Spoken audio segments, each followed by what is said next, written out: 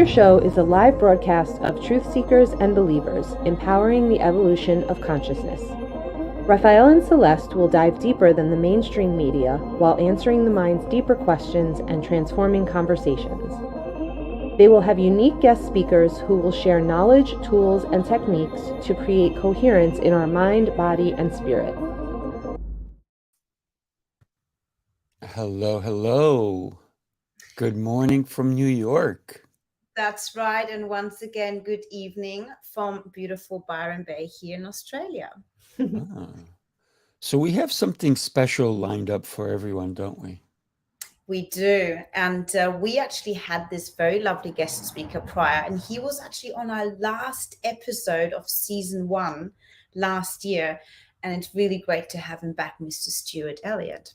Well, let's go ahead and bring Stuart on. I know he's got so much amazing wisdom to share with us. So let's bring him on. Hello, Hi, everybody. Stuart. It's great to see you and be here again. And there's no need for the misters. Just call me Stuart. And it's a good afternoon to you because you are actually in China. So you're right in the middle of the day. So we have the morning, the middle, and the evening. Well, it's 5:30 p.m. So it's getting on towards evening, but it's the same as Perth time in Australia. Okay. Yeah. So we are definitely a global podcast this day, right? Yep, 3 points of the world. But that's the beauty of technology, that we can connect, right? So today we're going to be talking about some really great things. Stuart, would you mind taking it off from us, what the importance of today's topic is?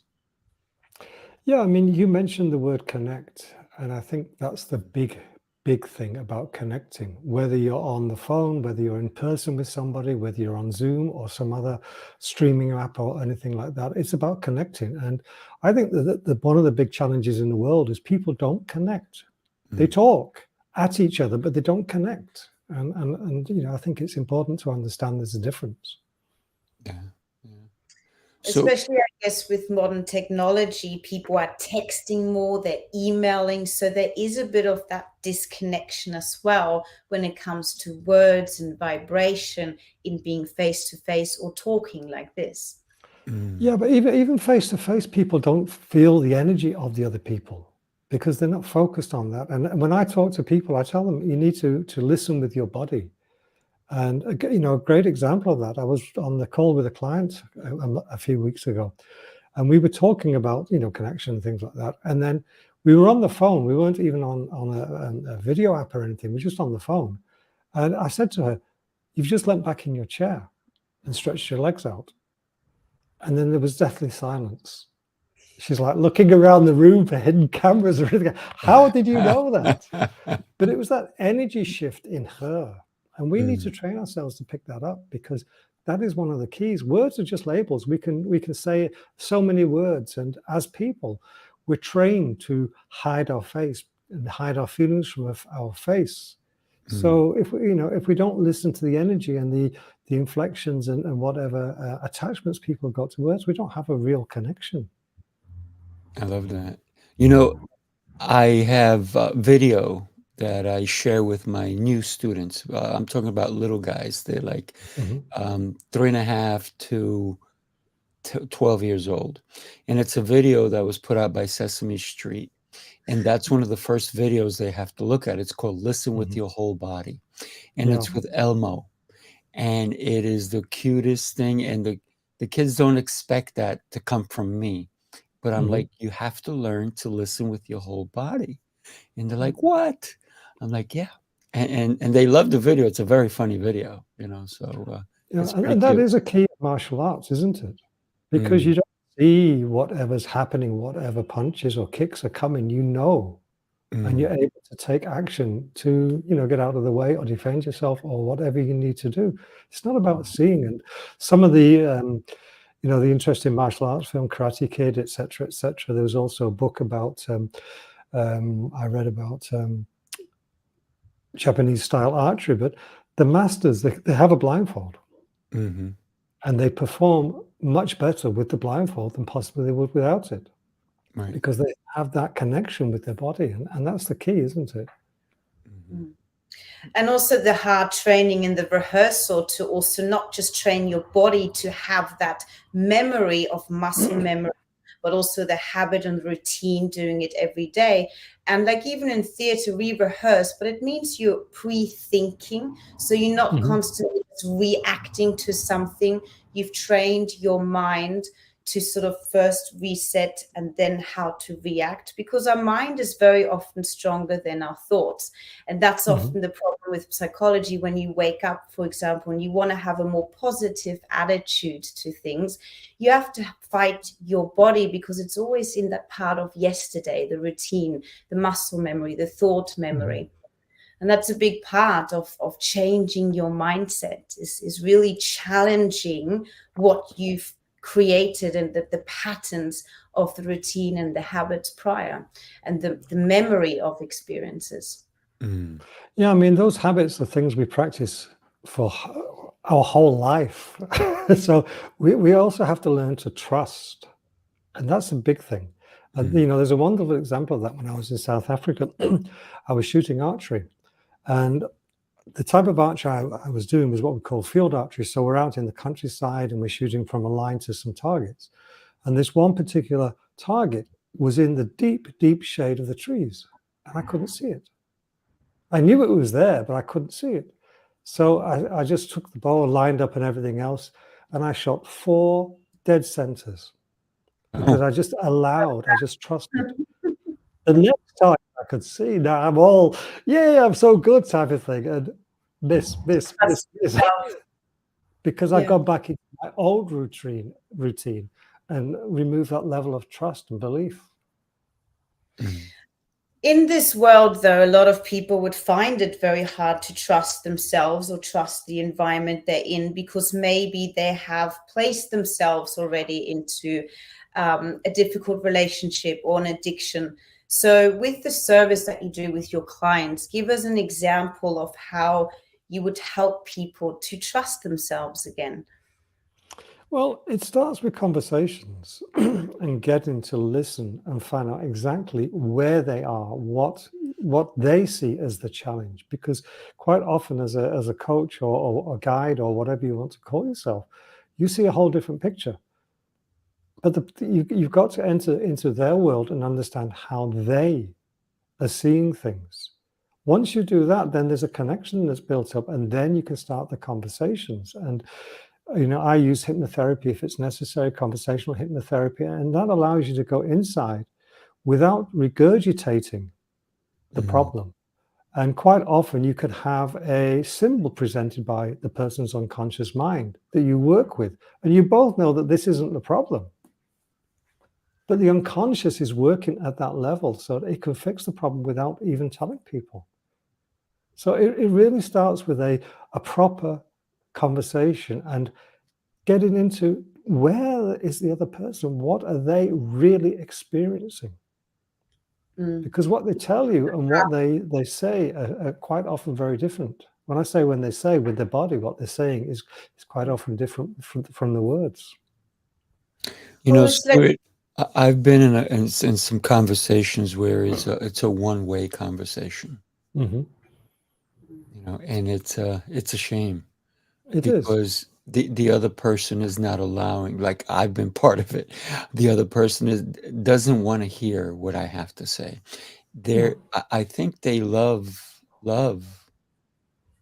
their own voice more than they care to even listen to anything I have to say. And it's a shame, because there was so much that we could have shared together. And then so for me, the question I had after that conversation was like, what did they get out of it? Probably not a lot, because they didn't have any connection to you. And that's the problem. They're listening. Most people are listening to answer. So you say something and they've got an answer, and they can't wait to get this answer out because they're too full of their ego. They don't want to go past that and go inside and make that level of connection. But that's also then part of really confronting yourself and going, what kind of people am I around if I'm still experiencing that?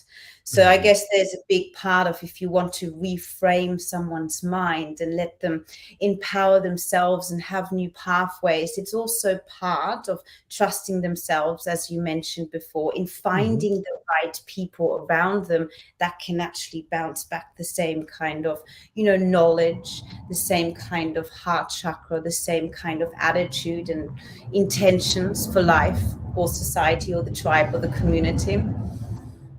Yeah, I mean, you see that in companies with the executive, he's a little bit unsure of himself. So he's he's living in his ego, and he fixes all around him yes men. Nobody can question him. They all have to say yes. And that makes him feel so important. But the reality is he is actually not feeling secure in himself as a person. And he's putting up these barriers and these subterfuges to pretend to himself that he's okay, he's good, and everything else. But until he's ready to confront it, there's not a lot you can actually do, because you can't force someone to make a change. So as a conversationalist, as a person, as a friend or employee, you've got to take note of who is actually there as a person or who is there as an ego person. And this is a big thing in families. Quite often parents or siblings have their own hidden agenda, and they're trying to push you down this road. Now, you can't break up a family. In extreme cases, sometimes it's necessary, but you can't break up a family for that. So you've got to help the person to understand where the other people are and see how they can then maybe work with them or just lessen the contact with those people. If you take two friends, two girls, for instance, or two guys, it doesn't matter. They go shopping. One of them has built their ego about them being more attractive than the other person. So they go shopping, and what happens is the person who's considered less attractive finds something that just makes them look like $1 million. And what does the other person say? No, it doesn't suit you. Put it back. You can't get that, because that person is feeling threatened. Their whole position in that relationship is going to be changed, and they don't want that. They're not ready to accept that. Sounds like they need more fun girlfriends to go shopping with, Stuart, quite frankly. Well, they need to look at themselves. I mean, I take the cool guys. They're the most fun, actually. They dress me the best, actually. They always have the best intentions as my friends. Well, you're lucky with that. I mean, when I came to Africa, I invited some of my friends, but not one of them wanted to go to Africa to visit me, because it threatened them. It made them have to step out of their little comfort zone, if you like. And after 8 years, I went back to visit my parents, and I met one of my friends. I knew they'd be in the pub doing the same things. And I just walked up to him and I said, "Hey, where's my effing beer?" Excuse the expression. And he looked at me, he said, oh, I've not seen you in a while. I said, "Where have you been?" I said, "No, I'm living in Africa." He said, "Oh, that's interesting. Did you watch the match on telly last night?" And that was the end of the conversation. It was just too far outside his world, and he wasn't ready to make that connection and that change. And that's unfortunately where a lot of us are. It's only when we have a major trauma or life experience that we get pushed. And then we find that there's better things.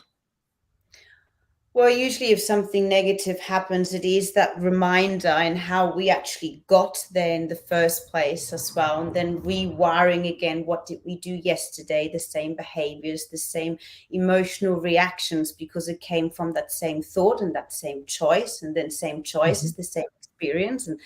And then the same experience is then what you're going to do the next day. So it's really, with your clients, isn't that something that you do? You rewire their thinking pattern again from what they've done yesterday and where it came from? Yeah, I wouldn't suggest that I do the rewiring. I help them to do the rewiring. That's a big distinction, because a lot of people think that the coach is there to tell them what to do, but I'm just there to guide them. And help them go inside and make those connections. I mean, there's a wonderful term in hypnosis called trance of infinite possibility, TIP.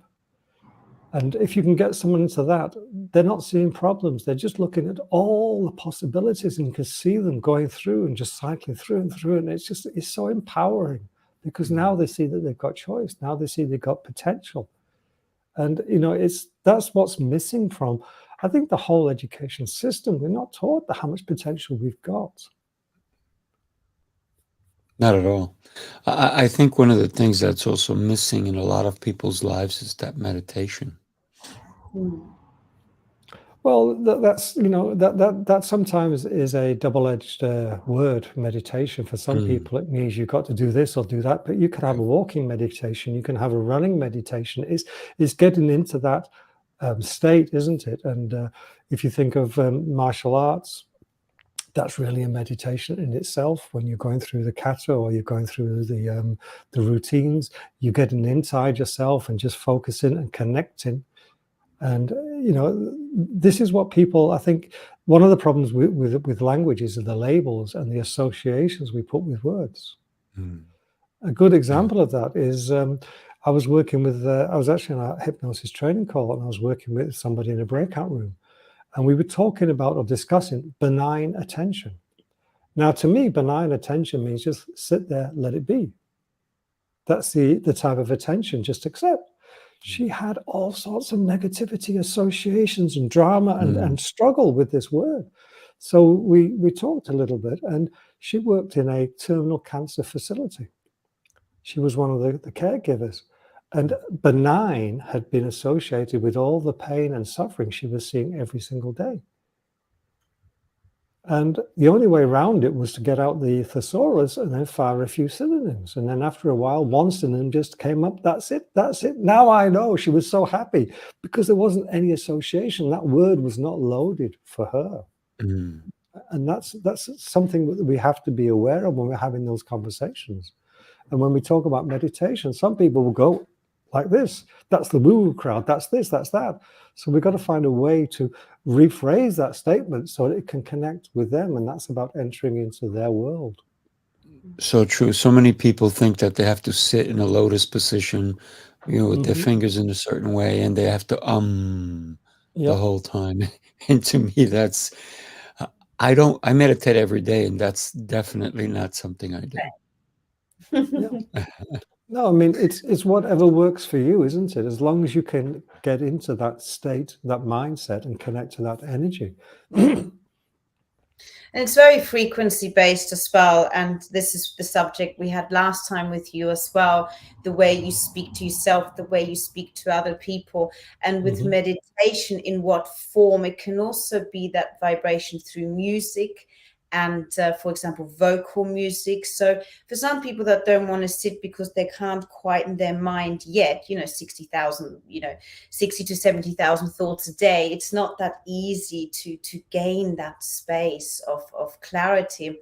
But music is very stimulating. So to reset your mind frame, it always helps to have an audio in the background to stimulate those neurotransmitters, to awaken new thoughts and attention, and not going back into the same thinking pattern prior. So that's a beautiful way as well. I guess hypnosis is a bit that too, because they hear your voice. Is that correct? They hear a version of your voice, that they actually hear what they want to hear. But it's more of the energy that they're feeling, they're connecting to, and then the suggestions you make or the questions you ask. And that we keep them short so they have to go inside and really consider. And again, the other thing that comes into hypnosis, et cetera, is what is our emphasis? Where are we emphasizing words? Which words are we emphasizing? How is our delivery? Is it fast? Is it slow? Is there a tonality to it or whatever? And we pick that up from the client.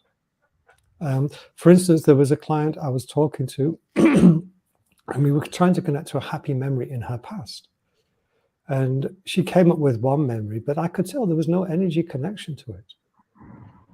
And then after a while, trying to explain it, she said, no, that's not the memory. I says, well, just go back further.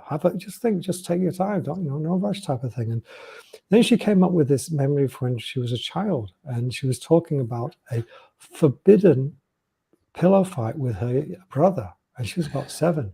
And the forbidden had a certain energy. It was really, powerful. The way she emphasized it. So I just said, a forbidden pillow fight, and that was it. And I just kept quiet. And then she just went, she just disappeared into that memory. She was so happy. She was living it. She was taking it. So it was just that way of reflecting back the word that she had provided and the tonality and the importance.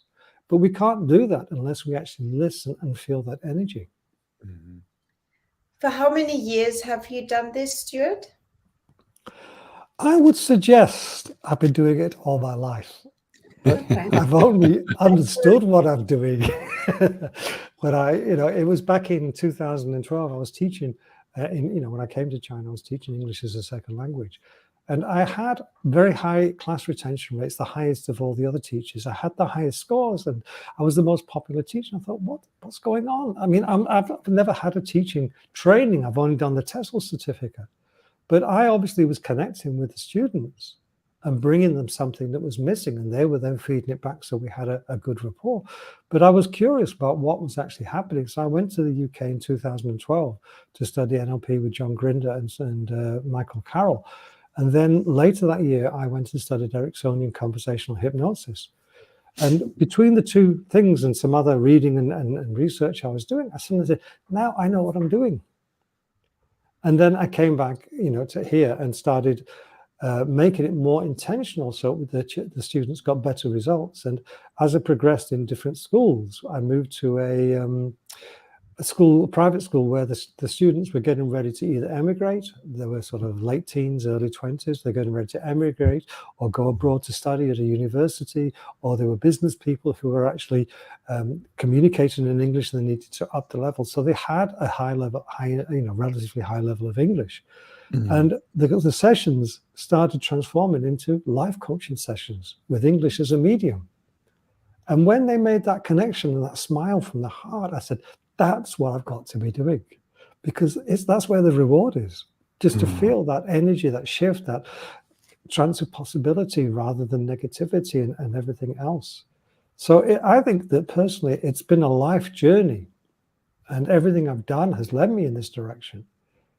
And now it's time for me to repay and give back to people and help the people make those connections in themselves. Mm. You mentioned a lot of female clients. Give us an example. Do you have more female, more male? What's the age group? What nationalities are they? Well, I focus on obviously English-speaking people because that's my language. I can speak a little bit of Afrikaans, I can speak a little bit of Zulu, I can speak a little bit of Chinese, but I can't have a deep conversation in those languages. So it's got to, excuse me, it's got to be an English-speaking person with enough of a command of English, to make that communication. Mm-hmm. And I've found that, number one, women are more open to change. They have this less closed mindset, whereas I think a lot of guys are still locked into that warrior mentality, and they have to be the big man. We can't, big boys don't cry and all this nonsense. And it's a shame, because there's a lot of suicide amongst men. And that. So I can and I do work with anybody, but the majority are the women, and they seem to trust me. They seem that, at the school, they were the ones who were opening up first. A couple of the guys did, but they were the ones who were opening up first. So it's interesting that you say that the men are like too tough, too brave, if you will, right? They don't have the right energy because they probably grew up with men don't cry, boys don't cry. Yeah. Why are you behaving that way? It's wrong. It's wrong. And sometimes ridiculed if they do show emotion. Mm-hmm. And it's a shame, because we probably would have a much better world, more connected world, if men were not treated that way. Mm-hmm. One of the things that I tell some of my clients, when they're going through a painful state, I say to them, let it go. It's okay to cry. Mm-hmm. It's okay. I rather you express yourself, and no matter how you express yourself, the key is to express yourself. You hold it in, you'll never experience the trueness of what you're really going through. And it's a shame that we need to encourage them to do that, isn't it? It doesn't happen naturally. The first impulse is to clamp down and go inside and lock it away, but it's there. And I've seen many posts on LinkedIn where there's been a picture of people, young boys, young gentlemen, and they may be sort of 30s, early 30s or late 20s, something like that. They've been out on a boys' night out. And the comment is something along the lines of, this gentleman here, 2 hours later, he's dead. He committed suicide, and nobody knew he had problems. He couldn't even talk to his friends about the challenges he was facing. And he bottled them up, and then it became too much, and then that was it. And that's a crying shame. It really is a crying shame, because we all, it doesn't matter who we are, from from the most young to the oldest, we need someone to talk to, someone we can share a problem, because that's, who was it who said a problem shared is a problem halved? It's so true, but it's so sad. Here in Australia, I believe the last statistics that I was reading, because I used to work for helplines, is that it is over 80% are the women that ring the helplines more than the people. But here in Australia, I have to say the government is actually providing a lot of more specific advertising and marketing for helplines for fathers, helplines for, male people, with all the hats they have to wear, being a husband, a boss, being a father, being a neighbor, being a brother, being an uncle, being a caretaker.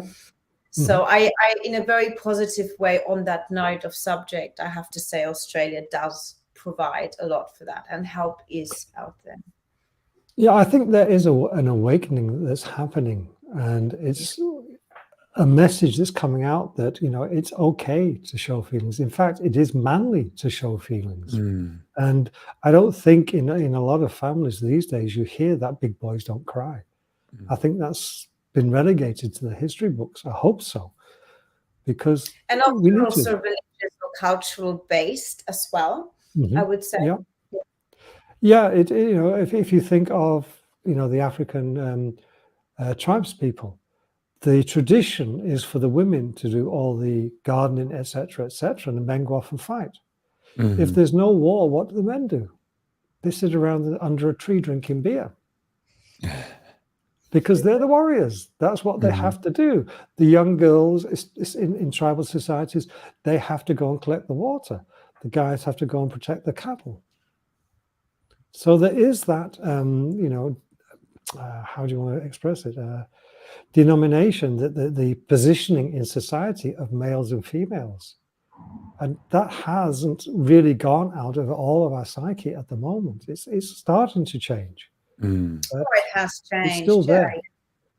Oh, it's very strong still in some communities, or some societies, even, if you will, because even now people come to me and they're looking for martial arts instruction, but only for their boys, because the girls have to go to dance. And I said, well, there's nothing wrong with that. But what I said is, why is your daughter not doing martial arts? Oh, because she doesn't like punching and kicking. Well, did you ask her? Because if she's a dancer, she should like to kick, right? Yeah, she should like to move her body. It's about body mechanics, body movement. Me personally, I believe all women, all ladies should know how to defend themselves. Yeah. Because we do live in a world where people believe women are still weak. To me, I want to empower all women. And it's very interesting when I teach a self-defense program that you did it again. I had an alarm. I'm sorry. That a lot of women, they come to my self-defense and they say, I want to be able to defend myself. I'm like, okay. let's get as real as it can get. Let's put you in a real, and then they go, oh, no. I'm like, what are you doing? Oh, no. I said, you need to be more realistic, because you cowarding like that is not going to help you in a real life situation. I said, you have to toughen up a little bit. And I'm not saying you have to be a warrior, but when your life is in danger, how do you want to communicate your strength? And a lot of people still feel that they have to be meek and weak. Doesn't the meekness invite the negativity and the attack more rather than the other, which is a pattern interrupt? I mean, there was a wonderful story I was reading, and it's a true story about a teacher. She was a very small teacher, but physically small. And it was a 16-year-old, and he was the big guy, the big class bully, and he put a couple of other teachers in hospital. And one day she was in the park, and he came up to her and he started really threatening her. And she thought to herself, what the heck do I do? And she just lost it. He said, so help me God, I'm going to kick you and do this and do this and do this. And he's like, what the heck happened here? Because he hadn't expected that reaction. He'd expected her to go inside and be meek. And from then onwards, he protected her against everybody else because he recognized something special about her. So by putting them in that situation like you're talking about, I think it's very empowering, but it's also a big pattern interrupt for most of the people who are just bullies. When we think about bullies, for me, this is what I see. A bully, somebody who either has been bullied or somebody who's looking for attention. So that's how I see it's the a same bully. in both cases, isn't it? The person has been bullied, they want attention. But it's generally, I mean, really, is the person has got low self-esteem, so they're feeling weak. So the only way they can get that is by antagonizing, threatening, and bullying other people. And it happens so much in the workforce. It happens so much everywhere. In school, when I was at school, I was bullied a little bit, and some older children. They lined us up, 3 of us up, and they were throwing stones at us. And they said to me, cry. I said, no. And after a while, they just lost interest because they weren't getting the entertainment out of it. Yeah, and also they weren't feeling empowered by it. I was threatening their identity, if you like, as stronger people because I wasn't giving in to them. So they left me alone after that. It's very sad to see that most, counselors or psychologists really have to work with people that it is, again, a repeated behavior out of fear, out of, that the anger and the frustration comes out. So it is experience-based, it is memory-based, it's been, the body's been conditioned to do that. So again, it's just so wonderful to see with having different guest speakers on the show in how can we change our behavioral pattern. And I think even sometimes someone who's bullied, he or she is just addicted to doing that. And there's an addiction also to going through the suffering that you've experienced. Because after suffering, there's also a part of healing. And there's a big psychological cycle that people actually go through without realizing that they're addicted in doing that kind of suffering effect. And then there comes the healing. I mean, narcissists guide people through that, their victims.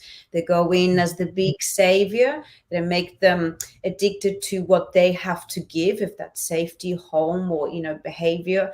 And then they destroy that, but then they come back in as the savior. So there's psychologically a lot that people can nowadays discover about themselves. What's your pattern?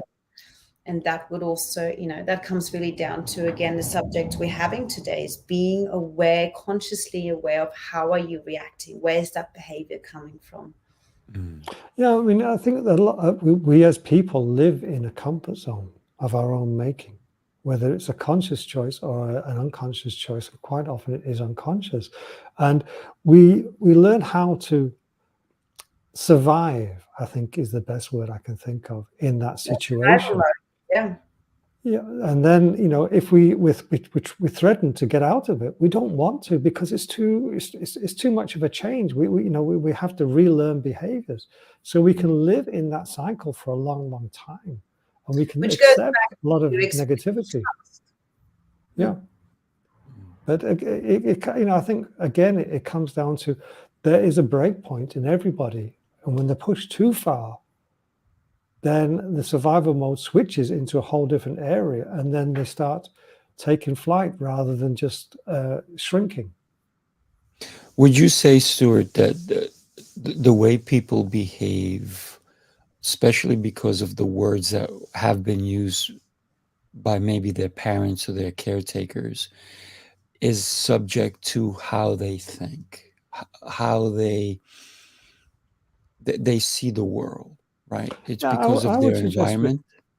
We're conditioned in that way, whether it's through society, through schooling, through our family. And again, if you take a parent, they've got usually the best interest for their children, but they don't understand how the words affect them. For instance, a very common thing is a child cries, a very young child cries. The parent's concerned, they don't know how to talk to it properly, so they say, "What's wrong with you?" Now that's repeated many times over the child's life. And what's the embedded message? There's something's wrong with you. Yeah. And so they take that into the adult life. Now, if the parent understood language and how the brain accepts language, then they may say, okay, what's making you cry? Now that is external. It's not me. It's something external has made me cry. It's a whole different kettle of fish. And to confront and deal with it. Yeah, and another example is pain. Children always bump into things and they hurt themselves. And what do most parents and most grandparents do? They amplify the pain. Oh my God.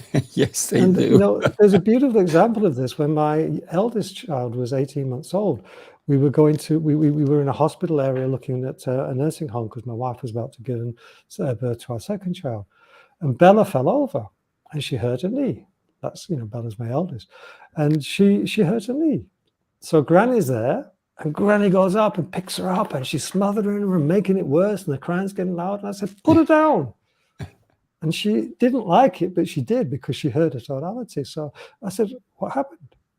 I fell over. And your knee? Oh, it hurts. I said, that's good. And then, most people hear that and they think there's something wrong with me. But then I say, what does it mean? Don't do that. And then she's off, running around, smiling, happy as a pig in the proverbial. Yeah. One of the things I tell that connection. Yeah. One of the things I tell people is they're like, oh, this hurts. I'm like, you're so lucky. They're like, what do you mean? I said, you're alive. I said, if you were dead, you wouldn't feel that, would you?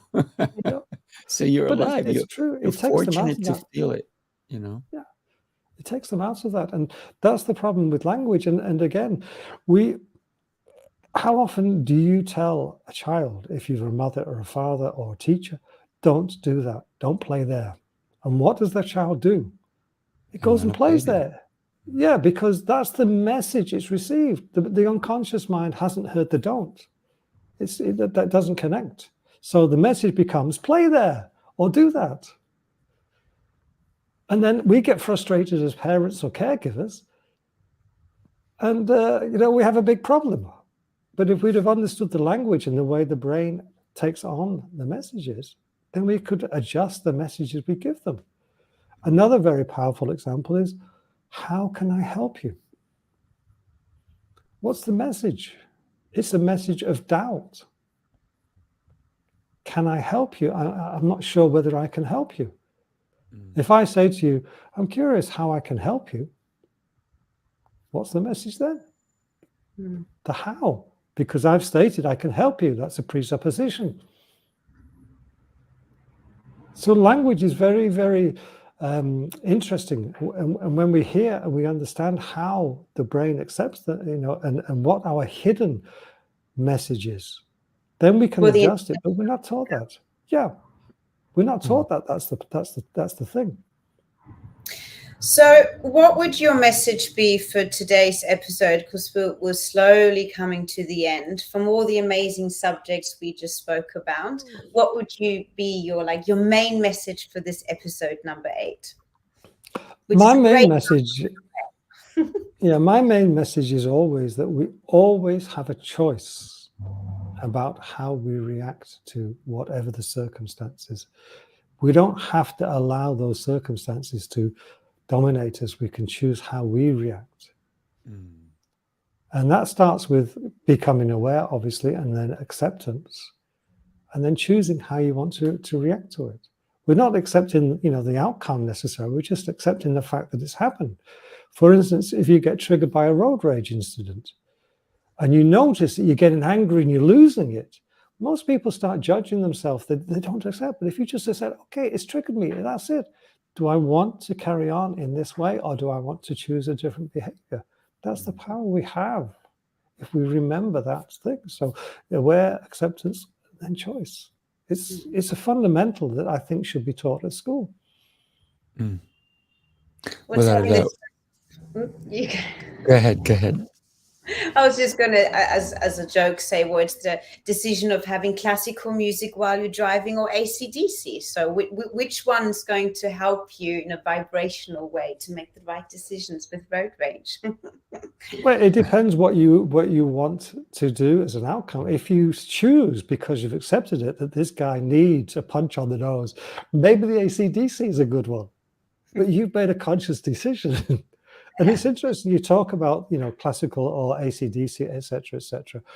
If I'm writing something, for copywriting something, or I'm writing an article, what is the message and what is the energy I want to connect to there?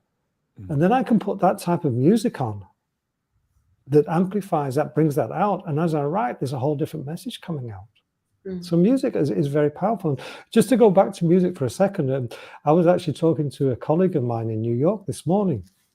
And from a young age, she was a singer, and she's started to move back into it because she got distracted with life and as it happens. But she was talking about, she's had she's about my age, a little bit younger than me, but she's had a challenge with one of her knees for a while.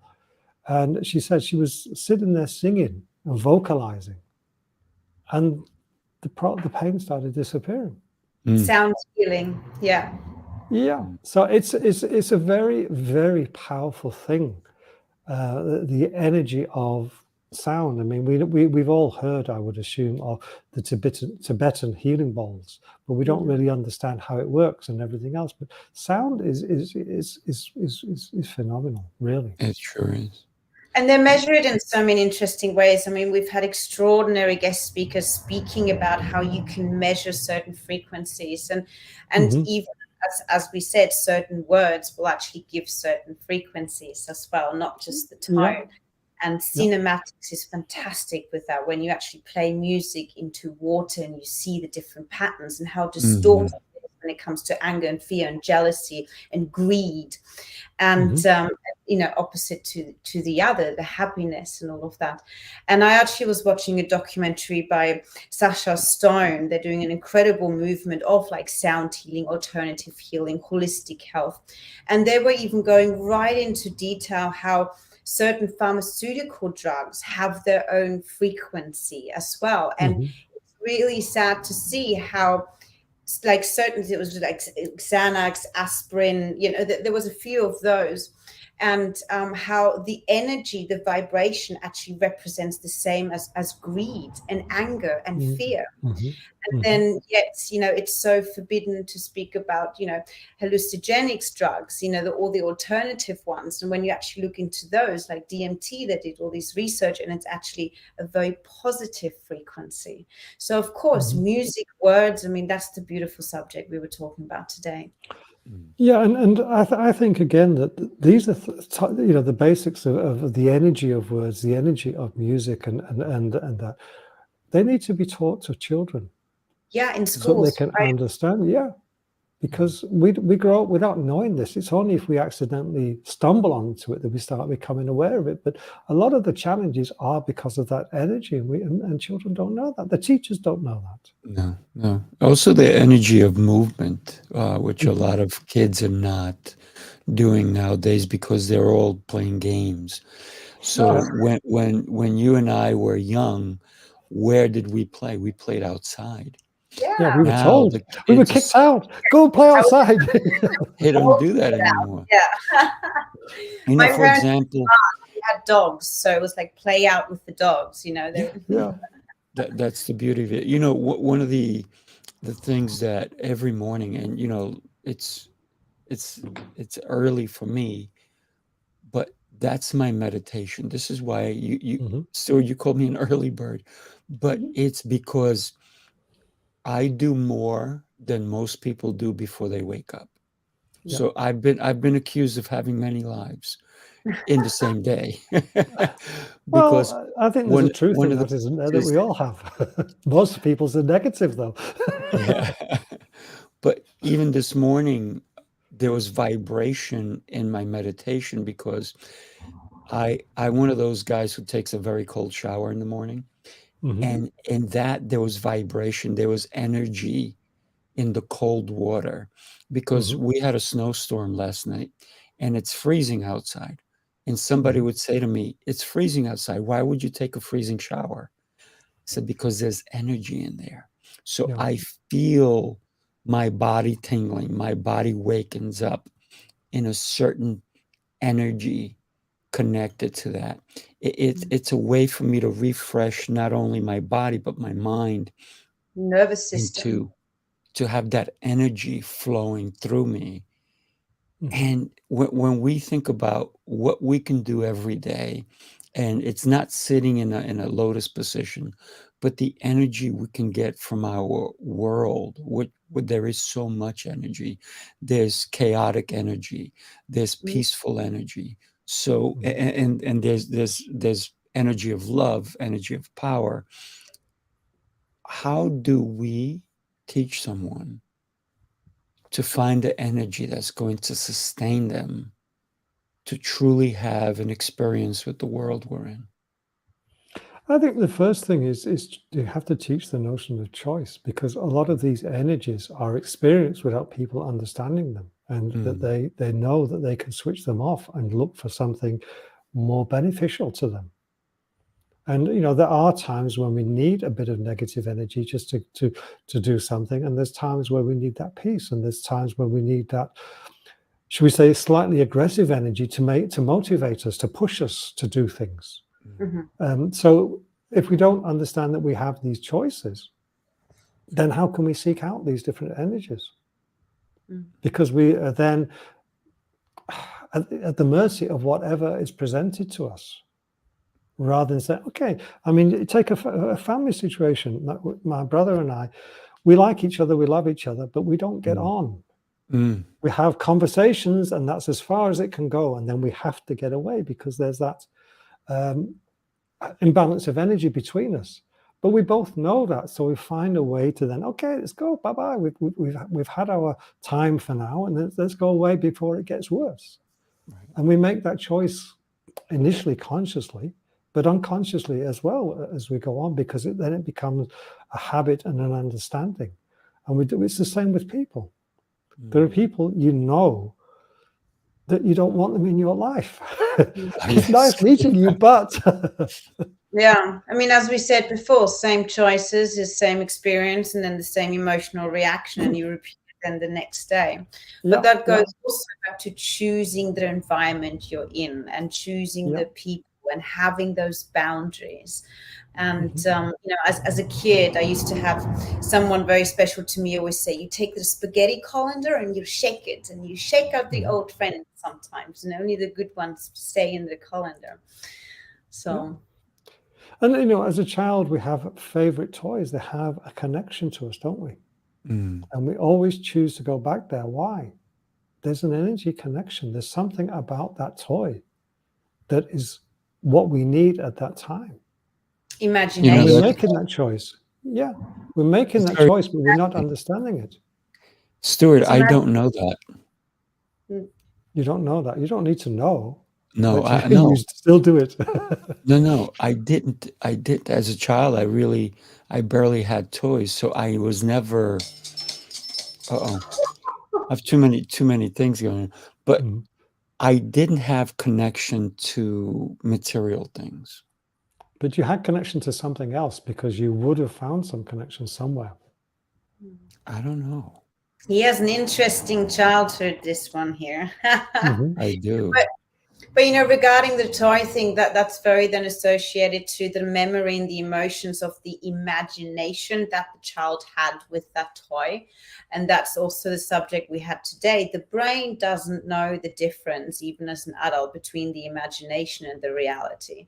Again, we were talking about 60, 70,000 thoughts a day. 90% of them are literally just what we are, what our experiences was and our emotional reaction to it. There's only that 10% to actually change that new imagination to a new experience and a new habit with people, for example, not toys anymore as adults. No, but it is the energy association, isn't it? Whether it's toys or adults or the environment we're in, it's that energy association that we are connecting to. Yeah, I'm more I'm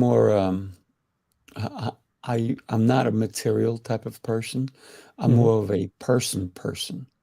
So, by the way, I want to thank you for all the connections you've shared with me, Stuart. And I've had some great conversations with everyone you send my way. So I want That's to wonderful. thank you for There's that. some good people out there.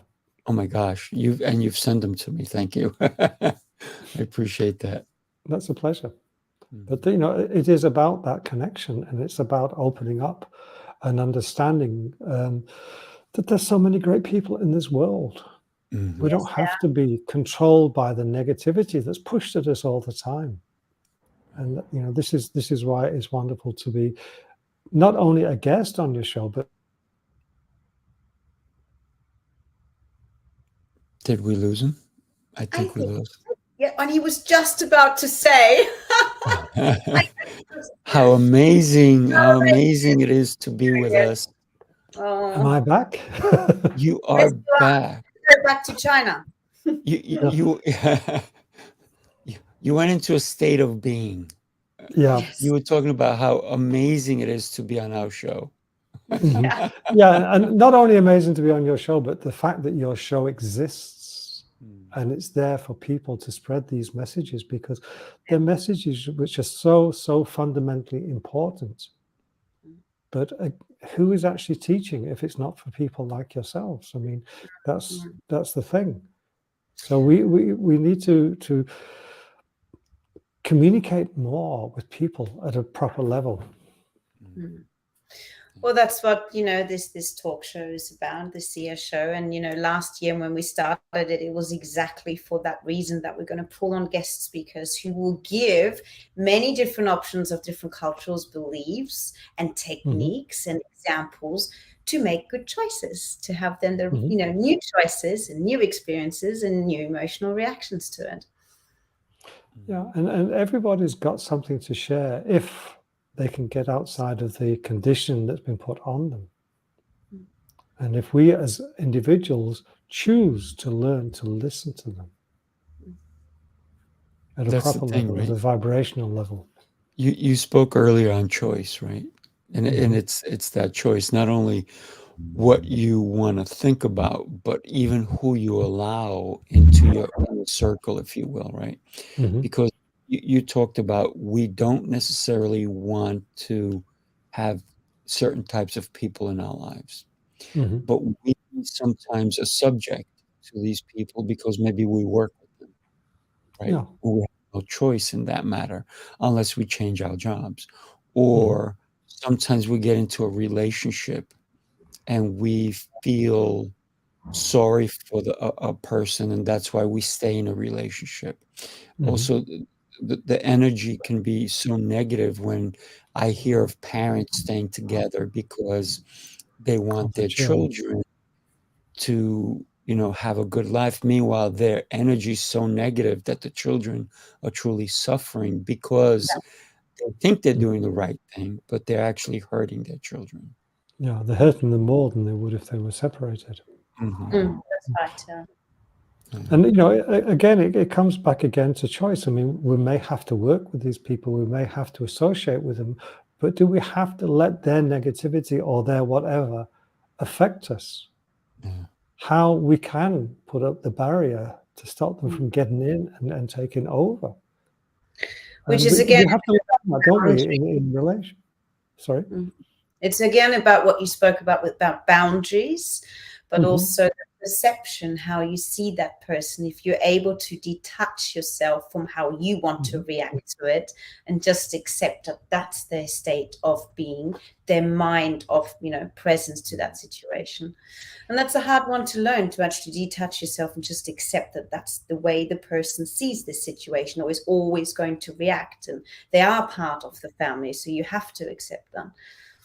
Yeah, and I think to take that a little bit further, try and enter into their world and see what is causing this for them, because they could have a very bad relationship at home, whether it's with a spouse or children or whatever, or they could have a serious illness that you know nothing about and they're dealing with, and that's causing them to react that way. But you judge them, and then there's a problem. But if you can step back from that and make that choice to actually understand the other person, then you're more empowered to help them, or to say, okay, well, it's fine. This is the type of person. I don't want them to get into my energy. So I'll deal with them in the best way I can, but keep them at that distance. And if it's someone who's going through something, have some compassion. Yeah, well, compassion, that's right. That compassion, that's maybe the key word of today's episode. Have compassion. You know, when the more I listen to you, Stuart, the more I think you and I are very much alike, because everyone says, Raphael, you like everybody. And I'm like, no, I accept everybody. There's a difference. There's a difference. I do find everyone interesting, even the people that are irritating. I find them interesting, and I'm like, why do they think this way? What's going on with them? So that understanding, or trying to understand another person, or that compassion, if you will, for someone else, what they may be going through. Because a lot of times when we see someone who's angry, even if they're angry at us, we only see it from one point of view. But what if we judge them from that, don't we? flipped it and we said, where are they coming from? So how can we show compassion even to someone who's trying to hurt us? And that's why people say to me, man, that person just, like, they were really nasty to you, but you were so nice to them. I'm like, yeah, it's okay.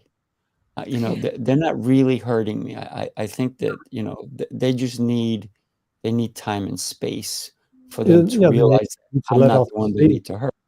Well, it's learned you've got that defense, haven't you? Yeah, it is. And I was very lucky as a youngster because I was very shy. So I'd go to parties, I'd go to places, and I wouldn't talk to anybody because I didn't know how to talk to people. But I'd observe. I spent the whole time hoping, is this person going to come to me? Is this person going to come to me? But I didn't realize that I was actually learning so much about people in that process. And that's another message which I think is important for people to take on board, that shyness can actually be a benefit in so many ways. Oh, yeah. I mean, look at a child who's shy. What do? They just look. Yeah. They see more than we've seen in a lifetime. Yeah. One of the things that we as humans, as probably one of the craziest animals of all animals, we don't always seek to understand. We seek to react, right? Or dominate. Yes. I mean, I had a beautiful conversation with an elephant once, and it was in Zimbabwe, in near the Victoria Falls National Park, and I was just about to start a barbecue, and it was in, you know, one of the game reserves there, and there's no fences, which is, for me, beautiful. And had the fire built in this little barbecue area, and it was close to some very thick bush, and I just happened to look up before I lit the fire, and I saw an elephant standing there about 5 feet away, and I hadn't noticed it before. He was just watching me. And I thought to myself, if I light the fire, the smoke's going to disturb him, and that's not very polite. Now, why I said polite, I don't know, but it came to me that way. So I just stood there, and we had this conversation together. And it lasted about 5 or 10 minutes. And in that whole process, I had a family of warthogs came down past, and one of them brushed my leg as they were going to the river for sundowners. I saw some other animals with the elephant, and we just had this connection. And that, I think, is missing from a lot of the interactions we have with human beings. We don't make the time to have that connection and consider how we may be upsetting, affecting, or whatever to the other person. It's always, very special. You always bring your A game with us, my friend. Well, I don't know if I've got a B game, but I just like to share so people can grow from other people's stories. I think that's important. Yeah. What's one thing that you would like for everyone to take away from today's conversation, Stuart? It goes back to choice again. Choice, the power we have that we don't exercise because we don't understand that we've always got that choice. I think that's a fundamental message that you can share with everybody, that it doesn't matter what happens, you choose how you want to react to it, as long as you become aware of it and accept it. And accepting is, just giving you that breathing space to step back. Just like you say with the people who are nasty to you, you just accept, okay, that person's being nasty, he's got something wrong. It doesn't have to affect me. Right. He's not directing at me. He's just sounding off to anybody. Yeah. I like to say that you can't take my power away, because if I react the same way you're reacting, if you're angry and I get angry back, and we both start, pounding each other like this, you just took my power away. So no one, and I mean no one, can take my power away. Yeah, you can give it away. Yeah, but I choose not to. Of course. Yeah, and that's what we miss, isn't it, in our upbringing. I mean, my eldest daughter, she loves drawing, and sometimes her younger, sister makes her make a mistake, pushes. And one time she's drawing this little cake, 3-tier cake, and she was coloring the inside, and there's this little green line that got pushed outside, and she's so angry. And she's lost that, focus. And I said, I'm curious, can you make a strawberry out of it? And then she's, no. She's, there. And I just got a piece of paper and drew a very crude strawberry and walked off. 5 minutes later, Daddy, look at this. And there's this cake with 2 beautiful strawberries either side, because she's seen that thing. And then what had happened was, a couple of weeks later, she was at a painting class, and she came home so proud, not of her painting. She says, look, Daddy, I made a mistake there, and I made it into this and made it so beautiful. She's now starting to understand the power of choice. And dealing with the challenges that will come in life, because you're always going to have a draw that's going to come out. Yeah. Not everything's choice perfect. how you react to it. Yes. Well, thank you so much for today's episode. Well, I would thank you, both of you, because, as I say, you are special people doing such a wonderful job, and that the message is so important to everybody, I think. Yeah. Well, we definitely want you to come back, but I think what we want to do is we want you to bring one of the exceptional people that and let's have a 4-way conversation where we can really go at it, right? What do you think? Yeah, I mean, I know some very interesting people. There's a gentleman in Ireland who is very, very exceptional in what he does. He is a body profiler, facial recognition expert, and he's moving more into helping women understand the warning signals in potential partners. Wow. Very cool. cool. For men as well, or just the women?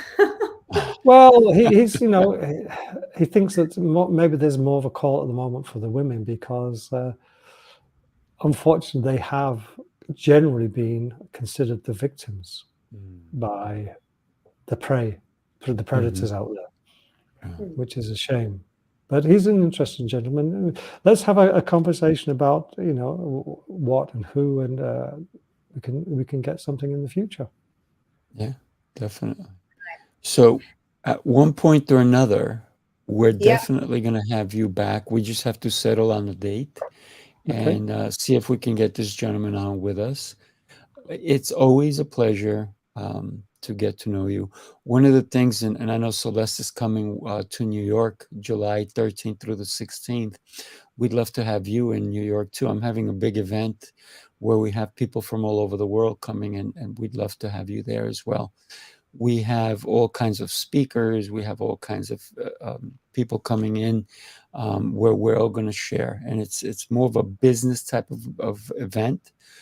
But we have people who are just making a difference in the world and even how we see the world we're living in, because every one of us can make a difference. But it's well, you said it again, it's the choice. Do we choose to help others? Well, let's see what can happen. I mean, I've never ever been to America in all my years. It's going to be the first time. It's going to be beautiful. Yeah. So we'll see how we can make it happen, and what you know, what maybe I can even bring the little children with them, and they can have some fun traveling because they're all traveling as well. That's it. And we can all hug it out when we see each other. All right, guys, I need to go. It was really, really lovely speaking to you. Okay, same again, Mr. Leston. It's wonderful. Thank you. We'll be back next Tuesday again. And we have Miss Kat Valentine coming again as well. Second time round. Very fiery, fun lady. Yes. All right. Have an exceptional day, you guys. Enjoy. Yeah. Bye from Byron Bay. Bye-bye now. Take care. Bye. Thank you.